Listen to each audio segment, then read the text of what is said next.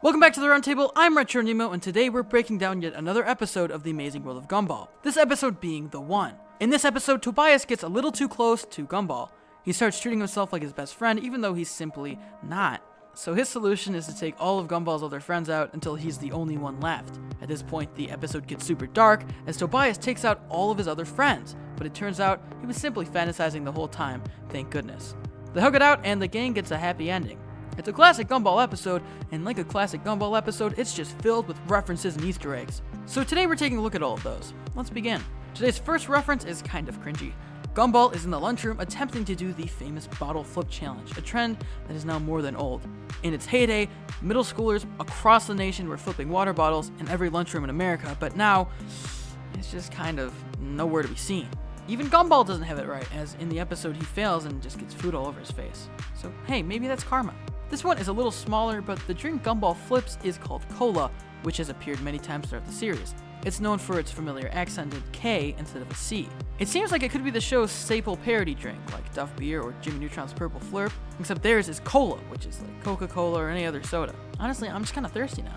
Whenever Tobias insults Gumball, which happens a lot, he has this over-the-top dramatic reaction with music and a wide-open mouth. Seems like the reaction akin to someone who's in a dramatic anime, which is something that this show is referencing a lot. Either way, it seems like we get more and more clues every episode that Gumball is just a total weeaboo, and I embrace it. At one point in the episode, Darwin assesses Gumball emotionally and meets all of his inner emotions, including comedy, anxiety, and pride. Meeting Gumball's emotions is very similar to the famous Pixar movie Inside Out, which features the same plot of personified versions of emotions. Just like in this episode, we get to meet fear and happiness in personified versions, so this might be a stretch, but I just want to make sure we cover all of our bases. I'm not saying this is what they were referencing, but it seems kind of similar. This next reference is pretty obvious, but it's still funny. Gumball might be a Street Fighter fan, because at one point, he grabs his actual burp and throws it at Darwin, screaming Hadouken. Hadouken, of course, is a staple catchphrase from the Street Fighter franchise. It was also a staple move that a lot of the players would use. Maybe we'll see Gumball wearing a red bandana soon. Just a thought for the design team, if they ever see this. I'm completely down.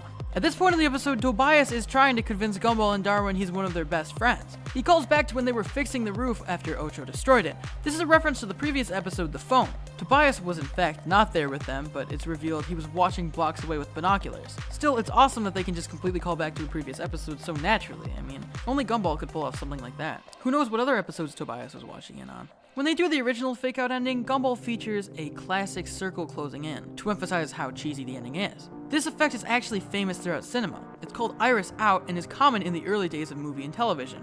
The effect originally comes from closing the physical iris of the camera, though something tells me that's not what Gumball did. Similarly, this scene ends with the door slam cutting to the next scene. This may be a reference to the sitcom Malcolm in the Middle, which featured a door slamming at the end of a big scene. With sort of their transition, there's a way to end with a bang. It almost seems like Gumball's imitating it here. I mean, it could be a coincidence, probably is, but you never know.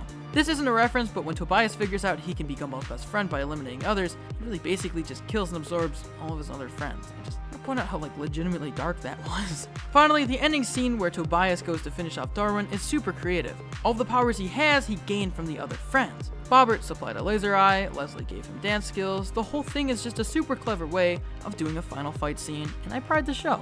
Well, there you have it, guys. Those are some clever references and Easter eggs in the Gumball episode The One. Hopefully there's nothing we missed, but if so, let us know in the comments down below. Enjoyed the video, leave it a like, and subscribe to the Roundtable for more Gumball breakdowns. As always, I'm your host, RetroNemo, and I'll see you guys in the next breakdown.